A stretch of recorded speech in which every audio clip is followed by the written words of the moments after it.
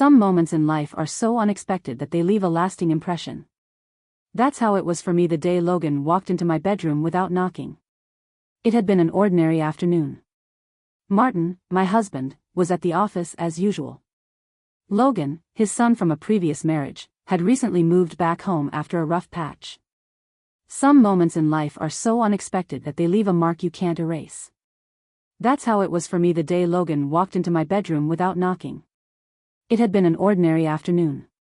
My husband, Martin, was at the office as usual. Logan, his son from a previous marriage, had recently moved back home after a rough breakup. We'd been careful not to step on old tensions in the days since his return. I was in my room trying on a dress for an upcoming event when I decided to change into something else. It was mid-change, just me standing in my underwear when the door opened without warning. It was Charlotte. We were both trying not to let the past get in the way. I was in my room trying on a dress for an upcoming event. I decided to change into something else. It was mid-change, just me standing in my underwear when the door opened without warning. "Have you seen Logan?" Charlotte asked. He stopped mid-sentence, his eyes widening as he froze in the doorway. I gasped, grabbing the nearest thing to cover myself. "Logan, I'm sorry," he stammered, turning away so quickly that he almost tripped over himself.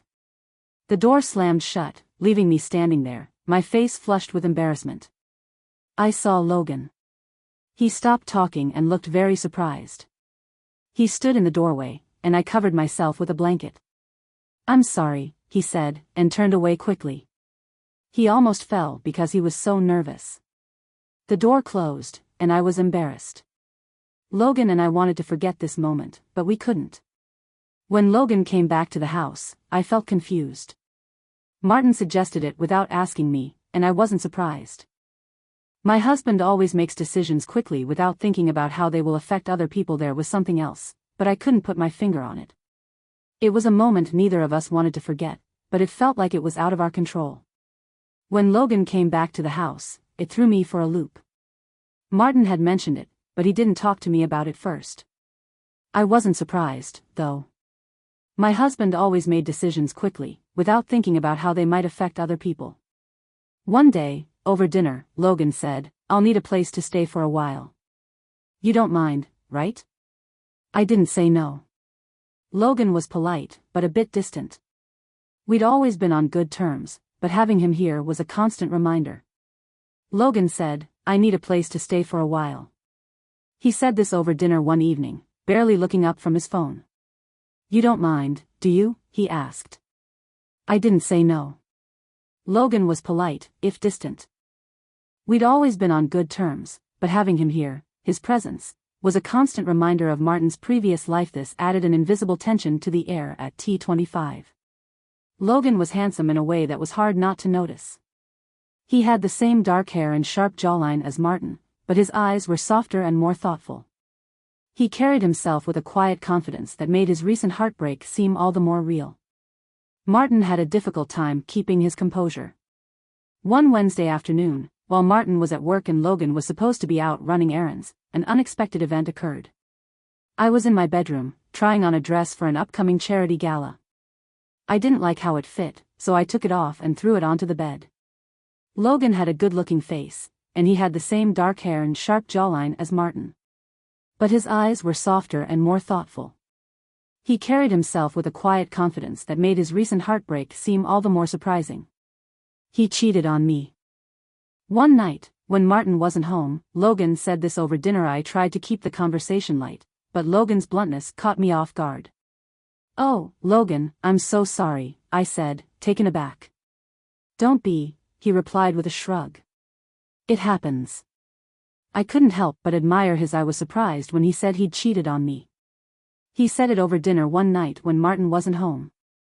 I tried to keep the conversation light, but Logan's bluntness caught me off guard.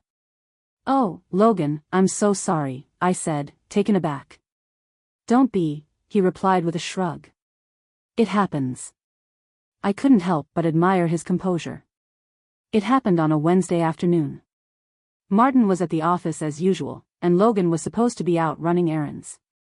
I was in my bedroom, trying on a dress for an upcoming charity gala. The dress didn't fit the way I remembered, and with a sigh, I peeled it off and tossed it onto the bed, standing there.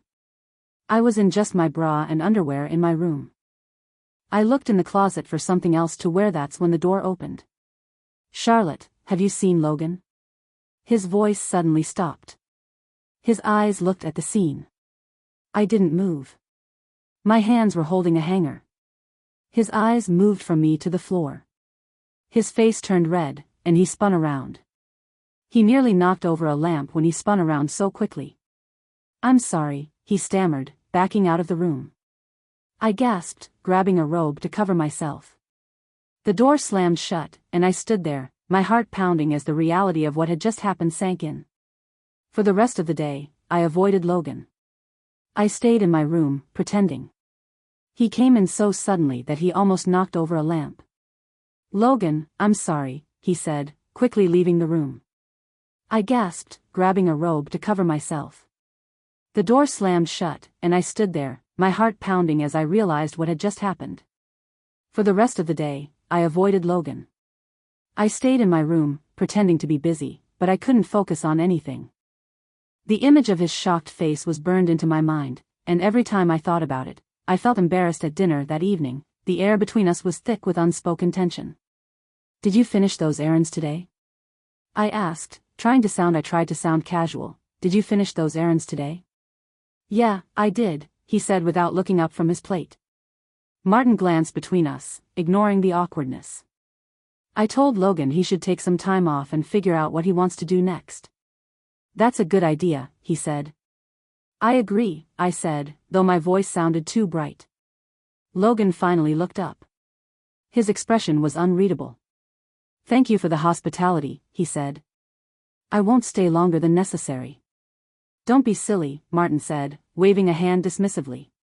"Your family?" The days that followed were torturous. Every time I saw Logan, it felt like we were both tiptoeing around an invisible line. He avoided being alone with me, and I told him. "It's best for everyone if I don't stay," he said. "I won't be long." "Don't be silly," Martin said, waving a hand dismissively. "Your family." The days that followed were hard. Everything I did with Logan felt wrong. We were both nervous around each other. He didn't want to be alone with me, and I told myself it was for the best. But I couldn't stop thinking about it. One evening, I saw him looking at me from across the living room. His eyes didn't last long, but it made my stomach flutter. I looked. I tried to forget about it, but I couldn't. One evening, I saw him looking at me from the living room. He looked away quickly, but I noticed.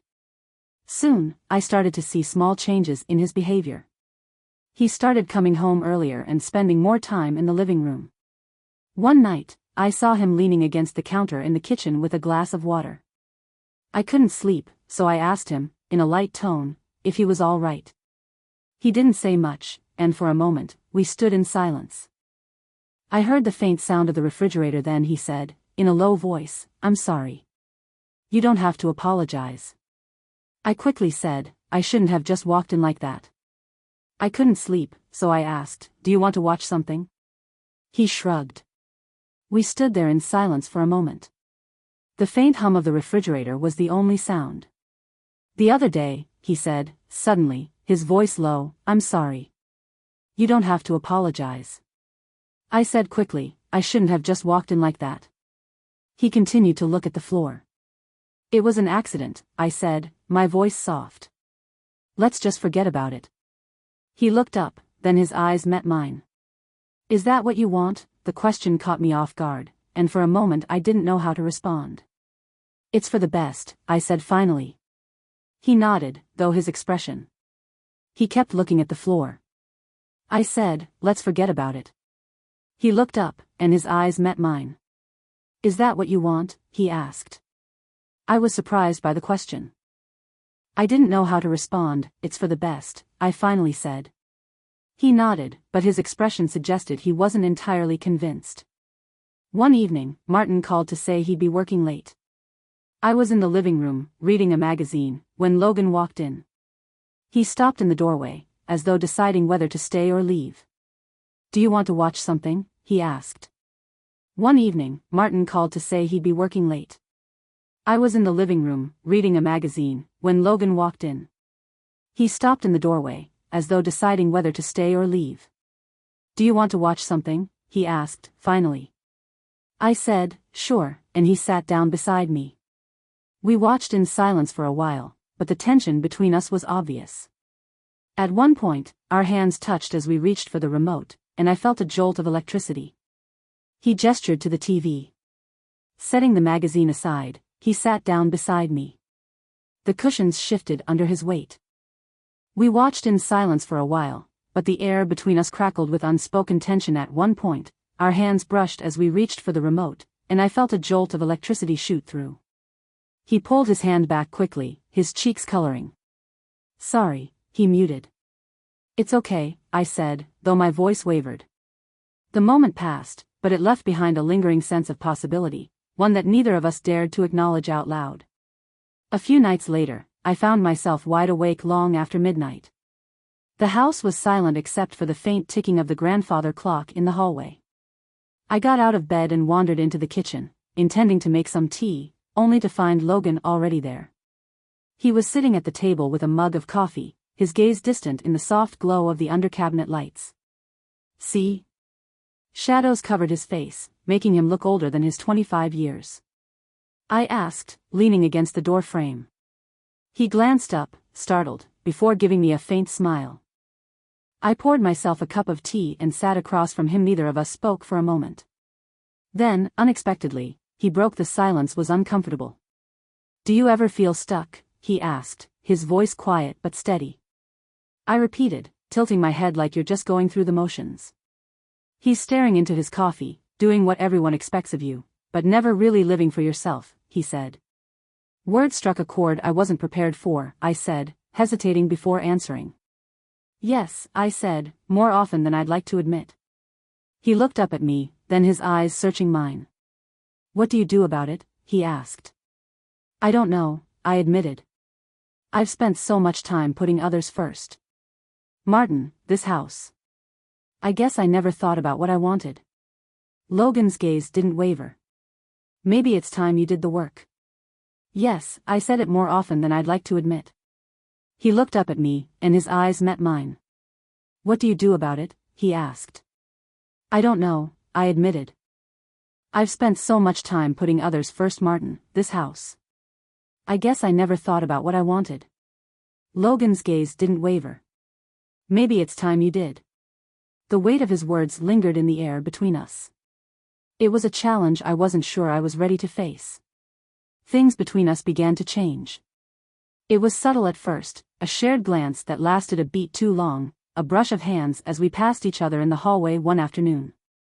I was in the garden pruning. His words made me uncomfortable, and I wasn't sure how to respond. Things between us began to change.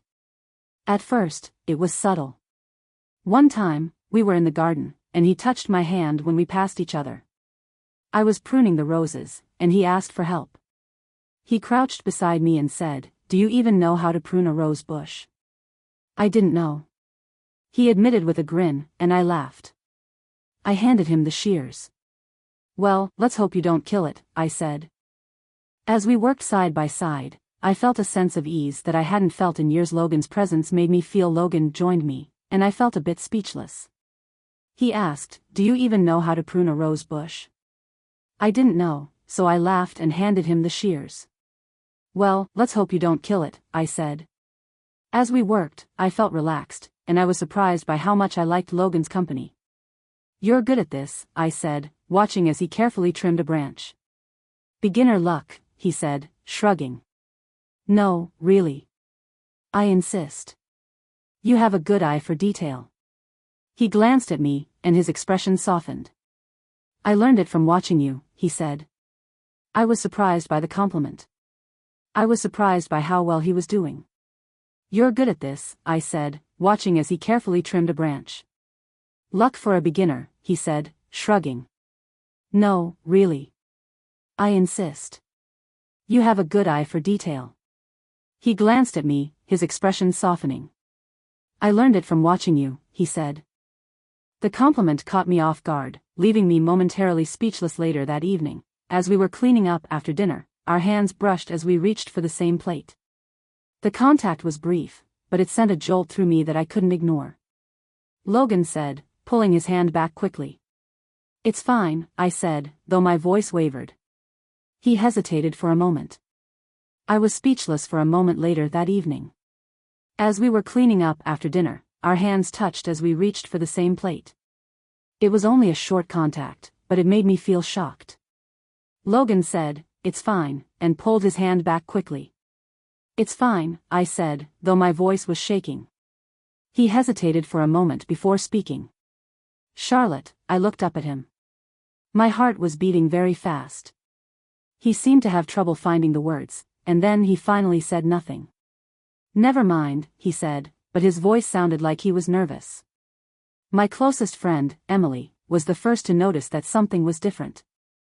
She came over one afternoon for coffee. Her sharp eyes looked at every detail as we talked in the living room.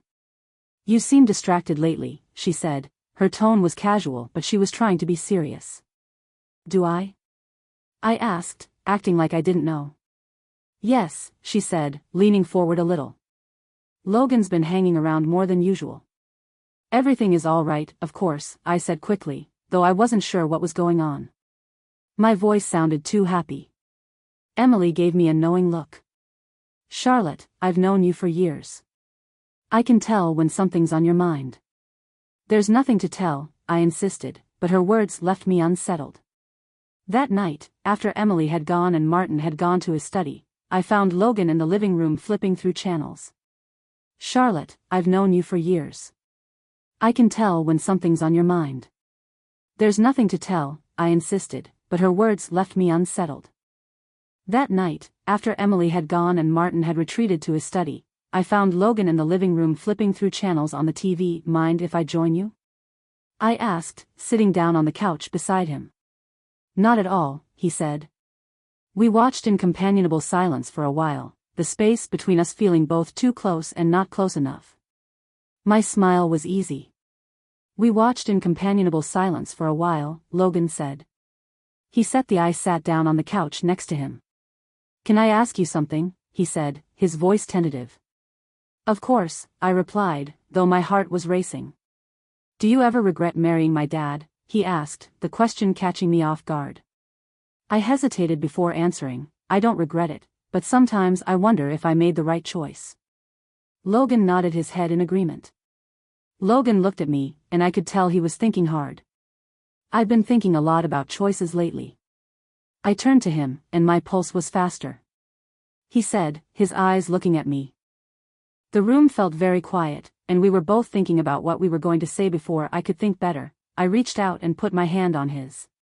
"Logan, I started to say, but I couldn't finish." He leaned in closer, his eyes searching mine. "You don't have to say anything," he whispered. The moment was suspended in time, like a bubble that could burst at any second.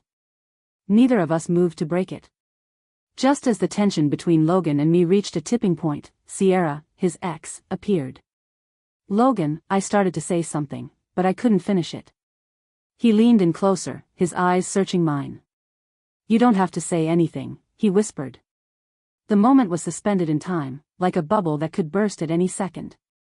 Neither of us moved to break it, just as the tension between Logan and me reached a breaking point. Sierra, his ex-girlfriend, reappeared. She showed up at the house unannounced one afternoon, her polished appearance a sharp contrast to the chaos she left in her wake. "Logan, I've missed you," she said, her voice searing as she stepped inside. "What are you doing here?" Logan asked, his tone wary. "I wanted to talk," she said, flashing him a bright smile. "I stayed in the kitchen, that was out of sight but within earshot." "I've been thinking about us," Sierra said. Sierra came back, and she was wearing nice clothes. She came to my house without telling me she was coming. I felt like I needed to do something to make things better between us. "I made a mistake, Logan. I want to fix things." "There's nothing to fix," Sierra said.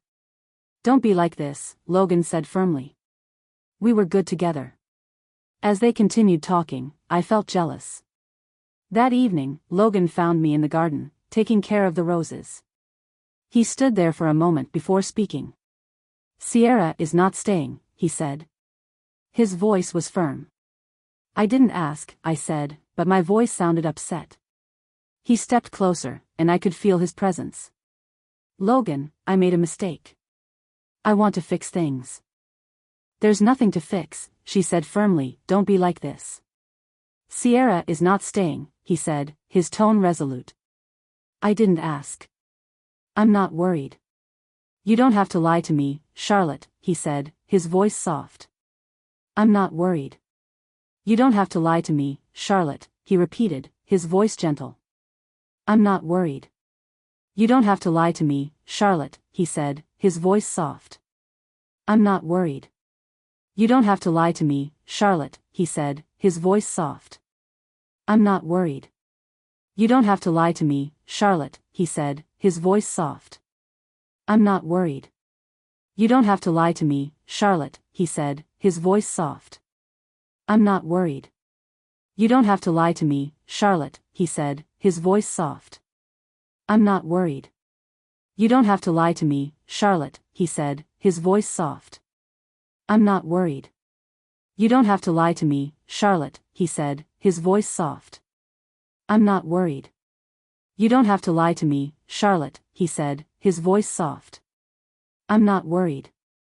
You don't have to lie to me, Charlotte, he said, his voice soft. I'm not worried. You don't have to lie to me, Charlotte, he said, his voice soft.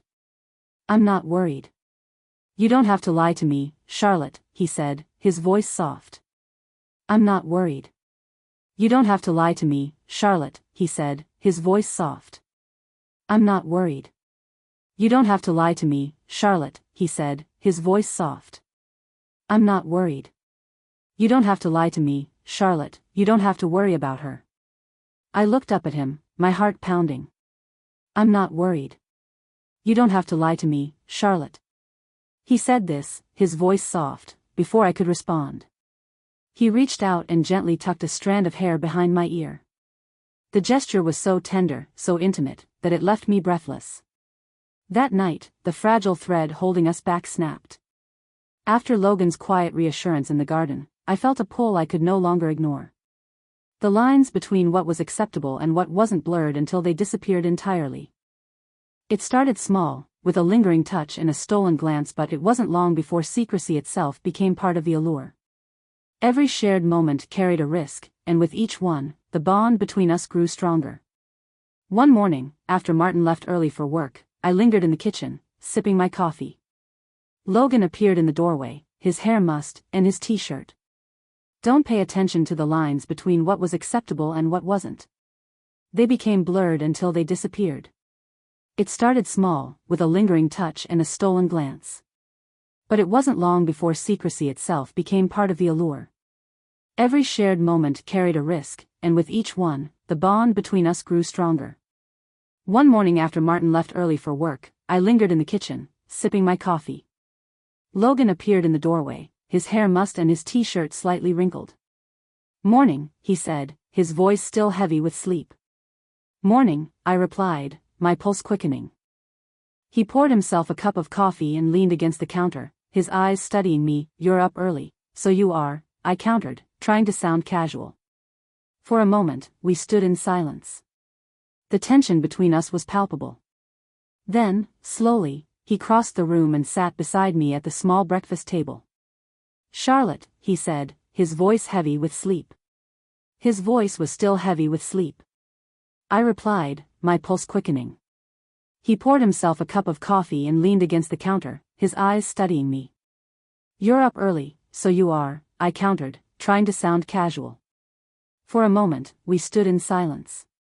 Then, slowly, he crossed the room and sat beside me at the small breakfast table.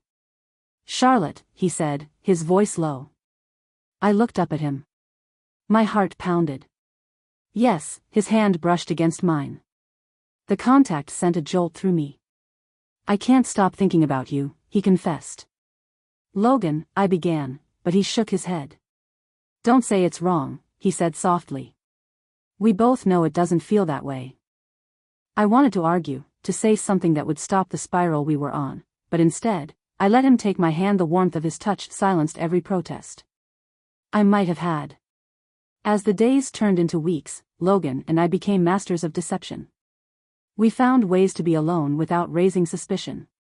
A shared, rare moment in the garden, a quiet hour in the study while Martin was out, each stolen moment was exhilarating, but it was also exhausting. The constant fear of discovery loomed over us like a dark cloud, and the smallest slip could unravel everything. Emily, ever perceptive, began to notice. As time went on, Logan and I became very good at lying to each other. We found ways to be alone without making anyone suspicious. Each secret moment was exciting, but also very tiring. We were always afraid that someone would find out, and the smallest mistake could cause big problems. Emily, who was very smart, started to notice small changes in how I acted. One day, she came to my house without knocking, and she surprised me when she saw me coming down the stairs. "Charlotte," she said, her eyes narrowed. "You've been avoiding me." "I've just been busy." "I've been busy, too," I said quickly, trying to smile. "You're not being a good friend," she said, her tone light but serious. "I don't know what's going on," I said, because I didn't know how to answer. "You're not being a good friend," she repeated, because she thought that something was going on. Sierra stopped by one afternoon without warning. I was coming down the stairs when she said, "You've been avoiding me." I replied quickly, smiling, "I've just been busy." "You're not telling me that's all?" she asked, her tone light but probing. "What's going on?" Her comment sent shivers down my spine, but I tried to stay calm. "I'm not sure what you mean, Emily," I said. "Just be careful, Charlotte," she muttered. "Whatever you're doing isn't worth losing everything." Sierra's presence with me increased after she went, much to my dismay. She showed up at the residence one evening. Her cheerful Sierra's presence made me uneasy. She showed up at the residence one evening, her cheerful grin hiding the premeditated goal behind her visit. She remarked, "I thought I'd bring dinner. I'm holding out a bag of takeout." Logan responded cautiously but courteously, as if he was trying to mask his annoyance. "Thanks, Sierra. You did not have to do that," he said. "I missed us," she admitted pleasantly. "The atmosphere in the room was overwhelming," I said, excusing myself and going to the kitchen. Sierra smiled, hiding the reason for her visit. "I thought I'd bring dinner," she said, holding out a bag of takeout. Logan's response was careful, but polite, as if he was trying to hide his annoyance. "Thanks, Sierra. You didn't have to do that," I said, smiling. "I missed us," she replied, kindly. "I missed the atmosphere in the room. It was overwhelming, so I left and went to the kitchen. I listened to their conversation from there."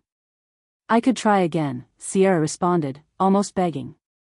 "There's nothing to try, Logan," she said, her tone was sad. "You're hiding something." "I can feel it," I said, holding my breath. I hoped Logan wouldn't falter. "What I do isn't your business," he continued, his tone cold. Sierra eventually left, and the relief I felt was short-lived. "Martin?" I heard them talking about trying again, and I felt nervous. Sierra said that there was nothing to try, and her tone made it sound like she was begging. I felt like she was hiding something. I stopped breathing for a second, hoping that Logan wouldn't get upset. "What I do isn't your business," he said in a cold voice. Sierra left, and I felt a little better, but only for a short time. One evening, Martin came home early. We were in the study, looking at some papers. It was almost like we were trying to hide, but really we were there to see Logan. We heard the front door open, and Charlotte. Martin called out. I answered, but my voice sounded strange because I was trying not to be near Logan. A few minutes later, Martin came into the room, looking upset. He saw Logan, who was just helping me. We were in the study one evening, reviewing some papers. We almost caught Logan and me there. We were there for a different reason, though. The front door opened, startling us. "Charlotte," Martin called out. I answered, but my voice was strained. I heard Logan a few minutes later. Martin came in the doorway, looking upset. He saw what we were doing. "Logan was simply helping me sort some old files," I said quickly, pointing to the pile of papers on the desk. Martin looked at us for a moment, then nodded. "Dinner is ready." Logan looked at me immediately after he left. His face showed strain, which was too close. I know, I muttered. My heart is still beating. I can't keep hiding this. Logan became agitated. He was unhappy with the situation. Sort some old files, I said, pointing to the pile of papers on the desk. Martin looked at us for a moment before nodding. Dinner is ready, Logan said, looking at me immediately after he left. His face looked strained, like he was trying not to show how he felt. I know, I muttered. My heart is still beating. I can't keep doing this. I can't keep pretending. Logan, please, I said, trying to soothe him. I am tired of faking. I know, he muttered. I am tired of this, too. We do not have an option. There is always a choice. You only need to determine whether I'm worth it, he stated. His words took my breath away, but I can't keep doing this, he said, pacing in the living room. Logan, please. I said, trying to soothe him. I'm tired of faking. His voice rose. I stood and placed a hand on his arm, pretending nothing was going on. We don't have an option, he stated. There's always a choice. His words took my breath away, but I couldn't give him the response he wanted. Emily's doubts finally surfaced during one of our coffee sessions. She dropped her mug down with a thump. Are you having an affair? Charlotte commented, her expression sharp. You don't have to lie, she continued. I've seen the way you stare at him. I gulped hard and struggled to find the words. Emily? I stopped myself from answering. I don't need the specifics. Consider the danger you're taking for him. Her words hit deep, leaving me unsettled long after she had departed.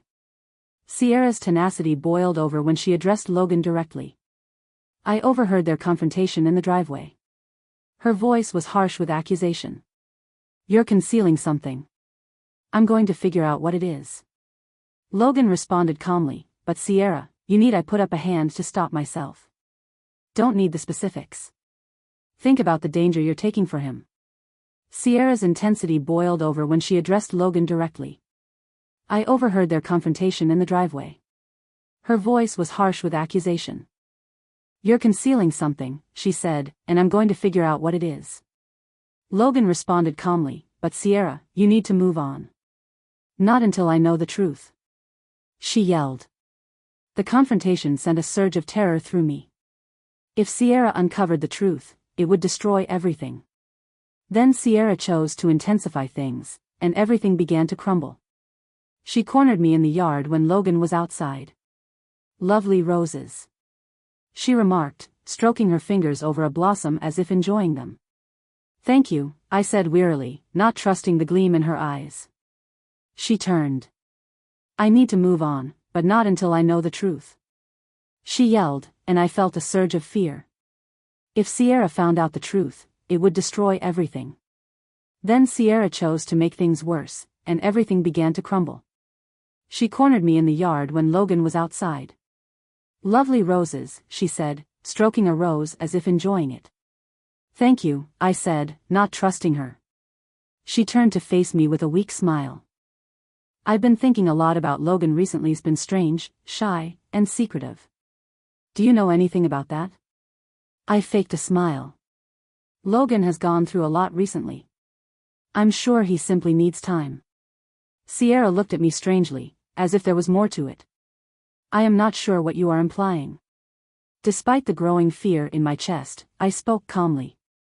She moved closer, her eyes. She looked at me with a strange smile. I've been thinking a lot about Logan lately.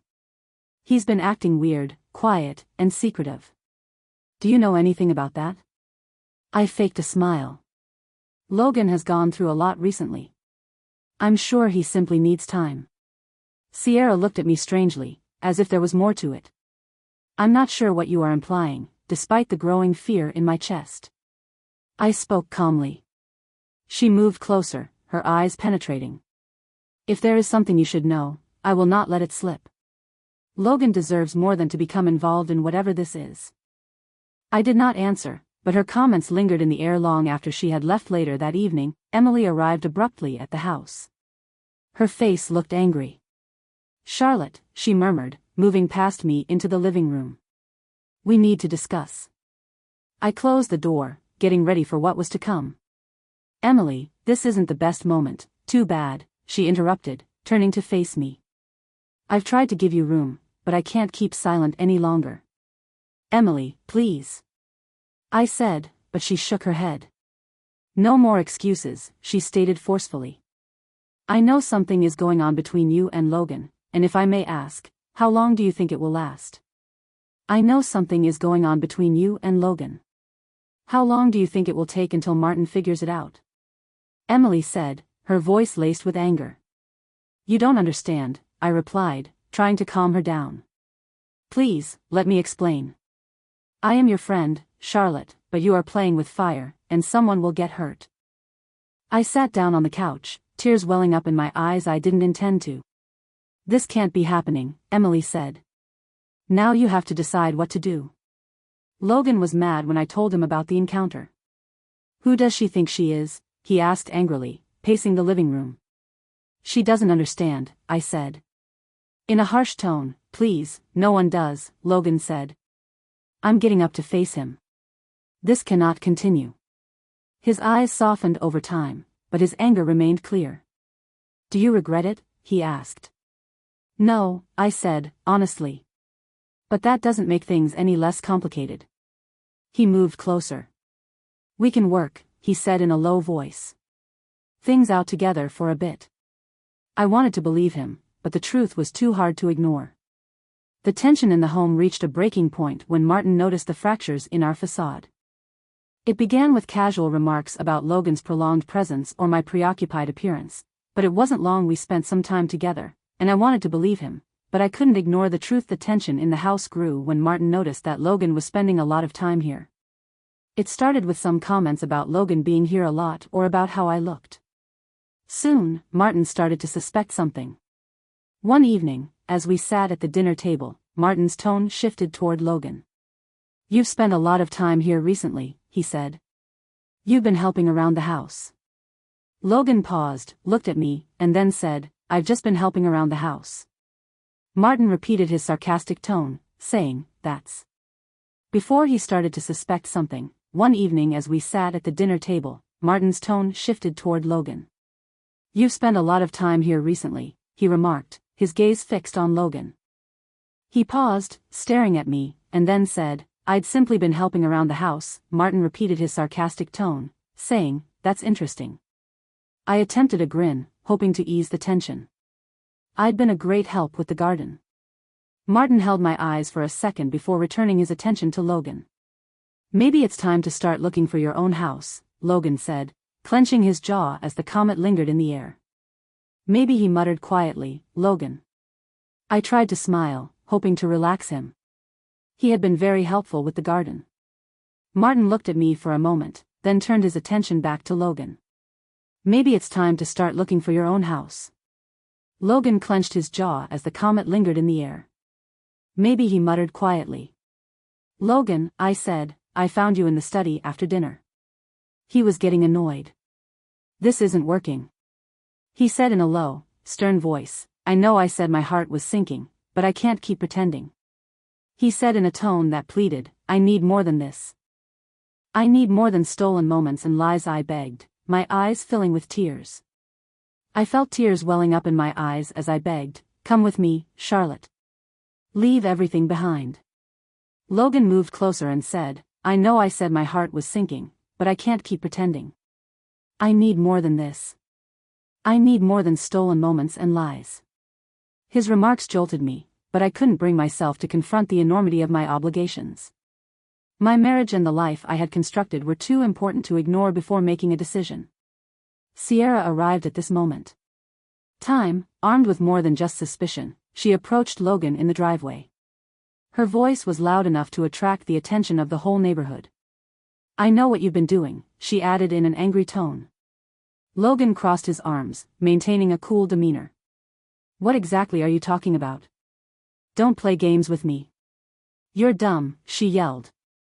I saw you with her. I have proof. My heart plummeted as I looked from the window. Her words felt like a dagger pointed directly at us. If you try to deny it, I will let everyone know.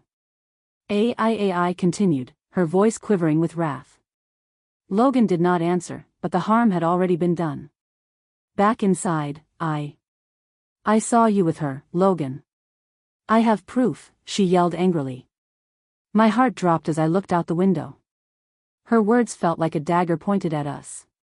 If you try to deny it, I will tell everyone, she continued, her voice shaking with anger. Logan didn't answer, but the damage was already done. Back inside, I found Logan in the kitchen. He looked furious and muttered, "We need to do something." "What do you mean?" I asked, my voice shaking. "Sierra refuses to quit," he murmured. "If we don't act, Sheik would ruin everything," I said, feeling powerless. I talked to Greg. "Logan, no," he replied. Logan found me in the kitchen. He looked angry, and said, "We need to do something." "What do you mean?" I asked, my voice shaking. "Sierra won't quit," he said. "She'll ruin everything if we don't do something." "But we can't do anything, can we?" I asked, feeling helpless. "I talked to Greg," Logan said. "Greg and Sierra are dangerous." I asked, my heart pounding. "Greg and Sierra are dangerous," he said, leaving the house. Logan came back late that night, looking sad. His stiff shoulders showed he hadn't done what he said he would. "What happened?" I asked. My voice shaking, "What happened?" He sat down on the chair opposite me, his voice barely above a whisper. "Greg knows," he said. "About us." The room felt like it had gotten colder. "Sierra told him everything," he answered, "and now he's threatening to tell Martin if we leave." I felt my breath. "What is your life, Charlotte?" he asked, his voice barely above a whisper. "I can't just walk away," I explained, my voice shaking. "I can't just leave. I can't just leave you. You just have to pick me up before I can make a decision," he said, holding my face in his palms. "I was denied an option," I said. "About us." The room seemed like it had plummeted 10, Logan said finally. "Sierra told him everything," I told him. Logan answered, "And now he's threatening to tell Martin if we leave," I said. I felt my breath catch. I nodded together. It is the only way to stop him for hours. I walked the living room, caught between loyalty and desire as Logan sat silently observing me. His focus added to the weight of my decision. "What about Martin?" I inquired, eventually pausing to face him. "What about this life I've created?" Logan crossed, I said. "What about Martin?" I asked, eventually facing him. "What about this life I've created?" Logan crossed the room in front of me. "Charlotte, what is your life?" he asked, his comments hurting me. "I can't just walk away," I explained, my voice shaking. "You just have to pick me up before I can make a decision," he said, holding my face in his palms. "I was denied an option," I said. The next morning, Martin stood in the kitchen. His face was pale, and he was holding his phone tightly. "Charlotte, is there anything you want to tell me?" he asked, his voice shaking with anger. I was shocked. "What are you talking about?" I asked, trying to think of a response. He threw the phone on the counter, and I noticed The next morning, Martin stood in the kitchen. His face was pale, and he was holding his phone tightly. "Charlotte, is there something you want to tell me?" he asked, his voice shaking with anger. I stopped thinking and looked at him. "What are you talking about?" I asked. Martin threw the phone on the counter, and I saw that there were text messages between him and Logan. "Do not lie, Martin," he said angrily. I saw the messages. "I know what has been going on." I opened my mouth to reply, but I couldn't speak. He screamed, "How long has this been going on?" His voice was getting louder. I looked down, not wanting to look at him. "Martin, how long, Charlotte?" He shouted, "How long has this been going on?" I met his eyes, and tears flowed down my cheeks as I muttered, tears flowing down my cheeks. "Martin," you muttered, tears flowing down my cheeks. "You were here for months while I was out trying to establish this life for us. You were here for months, while I was out trying to establish this life for us." Logan stepped inside the room, his expression tightening as he took in the surroundings. Martin answered calmly but firmly, "This isn't just her fault. Logan switched on him, his rage redirected. "Don't you dare try to defend her," he shouted. "You were meant to be my son, yet you deceived me." Logan remarked calmly, despite the fury erupting around him. "I didn't mean for this to happen, but I love her, Martin." "I didn't mean for this to happen, but I love her," Logan repeated, his voice full of incredulity. "Do you believe this is love?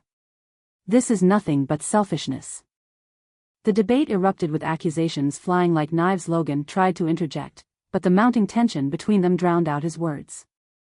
Martin eventually shouted coldly and definitively, "Get out. You both go. Out." I told Martin, but he turned away with a stern grimace. "I don't want to hear it," he said. "You've made your choice, Logan." I packed our belongings quietly. The weight of our actions hung in the air as I took my luggage to the car. I turned around to look at the house I'd made with Martin. I asked Martin to leave my house, but he refused. "I don't want to hear it," he said. "You've made your choice, Logan." We packed our belongings quietly. I felt regret as I looked at the house I'd made with Martin. I questioned Logan as we got into the car, but he didn't respond right away. He was focused on the road ahead. "Are you in?"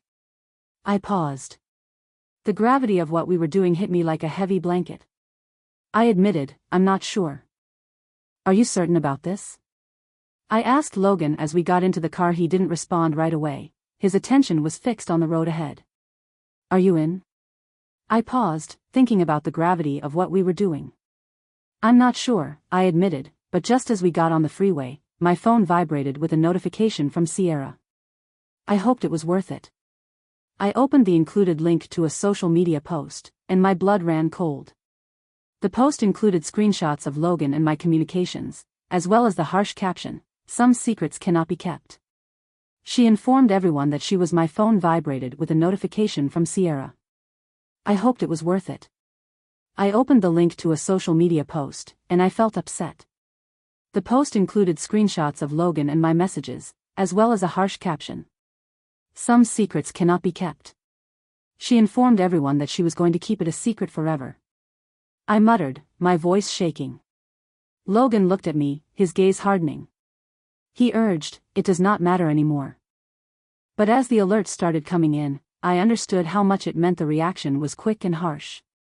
Friends and relatives pulled away from me, and their judgment was harsh. "This is not what you wanted," Logan said, looking at me. "I know," I said, crying. "This is not what you wanted either," he said. "I know," I said, crying. We sat in silence for a long time. "I know," I said, crying. "I know," he said, looking at me. "I know," I said, crying. "I know," he said, looking at me. "I know," I said, crying. "I know," he said, looking at me. "I know," I said, crying. "I know," he said, looking at me. "I know," I said, crying. "I know," he said, looking at me. "I know," I said, crying. "I know," he said, looking at me. "I know," I said, crying. "I know," he said, looking at me. "I know," I said, crying.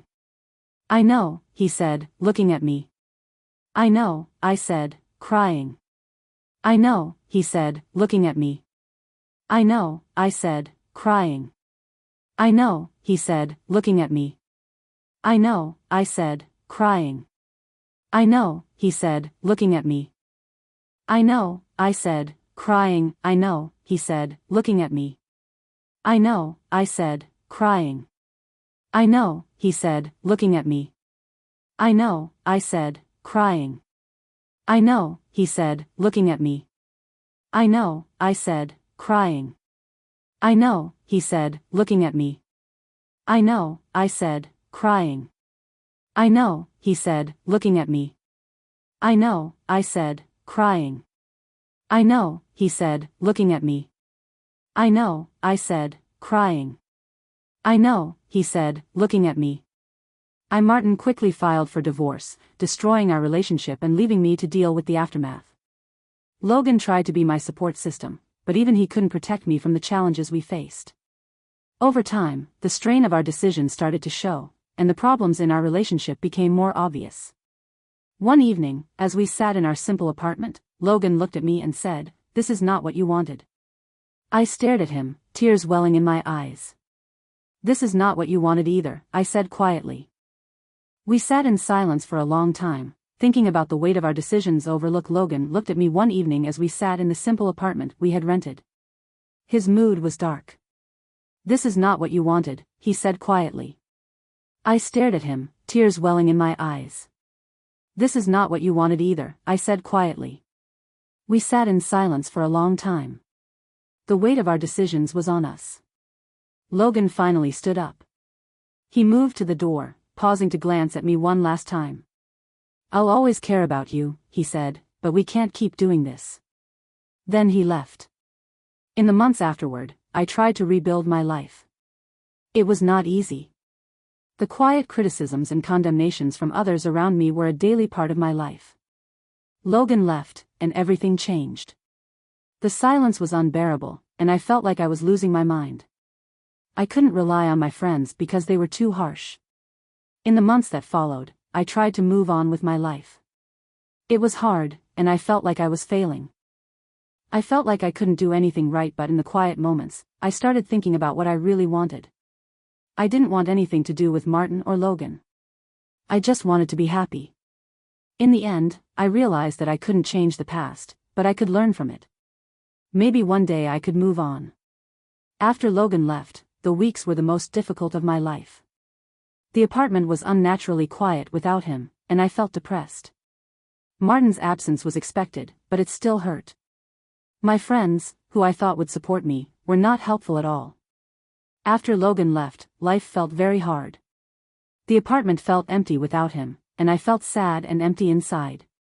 Martin's absence was expected, but it still felt empty. I had friends who were supposed to be there for me, but they weren't. They were too critical. They were nice, but I couldn't afford to feel that way.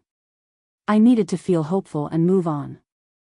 I took a job at a local art store, where I spent my days surrounded by bright paints and empty canvases. Those things represented hope, but I didn't use them much. Emily was the first. I was in the early stages of rebuilding, so I couldn't afford to waste time. I had a job at a local art supply store, where I spent my days surrounded by vivid paints and blank canvases. They represented promise, but I rarely used them. Emily was the first to reach out. She said, "I'm not here to lecture you." She mentioned this over coffee one morning. Her voice was softer than during our last conversation, but her eyes showed caution. I appreciated what I said, and I put my hands around the warm cup. "I'm simply curious. Are you okay?" I hesitated, wondering how to respond. "I'm not sure," I acknowledged, "but I'm trying." She nodded, her face serious. Months later, just as the wounds were beginning to heal, a knock at my door interrupted the. I felt calm and peaceful when I opened the door, but I was shocked to see Martin. He looked older than I remembered, and his face had lines from being tired, but his presence still had the same weight, and the little room felt full of tension. "Can we talk?" he asked, sounding very calm. Then he moved to the side. He didn't sit when I invited him to come in. Instead, he stood at the window and looked out at the street below. "I thought I'd hate you," he said quietly. "For what you did and ruined." I sat on the. I was sitting on the edge of the couch, my hands clenched in my lap. Martin let me finish. He turned to face me and said, "I expected to hate you, but I feel sad for what we might have become." His words hit me harder than any accusation. "I didn't mean to hurt you," I said, my voice shaking. "I understand," he replied. "But that doesn't make things easier." We talked for hours, remembering small things from our marriage that we had missed at the time, but that now seemed important. By the time he left, we were both very angry. We had made a deal, and things were peaceful. But Logan wasn't there, and that made things weird. I had a lot of questions. Where was he? Did he regret what we did? Did he think of me the way I thought of him? One night, while I was closing up the store, I found a note under my windshield wiper. My heart jumped when I saw the writing. It was Charlotte's. I thought it would make things easier, but it hasn't. "I still think about you and us. I wonder if you have moved. Logan, I hope you've been taking care of yourself. I couldn't give you the happiness I wanted to, but I hope you've been doing okay. I read your letter over and over. It made me feel many things. I felt relieved, sad, and a little hopeful that you hadn't forgotten about me. I started painting again. At first, it was just something to do when I felt lonely and to take my mind off things. But as I painted, I felt a part of myself come back. That had been gone a long time before Logan came into my life. One day, Emily walked by, intrigued by the sudden burst of creativity. "These are wonderful," she said, her eyes wide as she took in the paintings on the walls. "Thank you," I said, a hesitant smile pulling at my lips. "You should exhibit these," she added, her voice firm. "I'm not sure," I replied, but she shut me down. "Have no doubts, Charlotte, you have something to share." Logan returned to my life a year after leaving. I was at a gallery opening, namely my own, when I saw him from across the room. He looked older, but he was still as charming as ever. He said in a soft voice as he got closer to Logan. I replied, and my heart was beating fast. We just stood there, the noise from the room disappeared, and he eventually said, nodding at the paintings on the walls, "You did it." "I had to," I replied, keeping my voice steady. For myself, he nodded, and a faint smile appeared on the edges of his lips. "I am proud of you," he said. We talked for hours that night, catching up on what had been happening in our lives. Everything and nothing. By the time the gallery was empty, we were at peace with each other. Logan did not stay in town, and his departure did not leave me as upset as before. Instead, it felt like the end of a chapter. One that I would always cherish, despite the pain it caused. As I stood in my studio, surrounded by the colors and textures of my new life, I knew that while the past would always be a part of me, it would not define me. For the first time in years, I felt peaceful.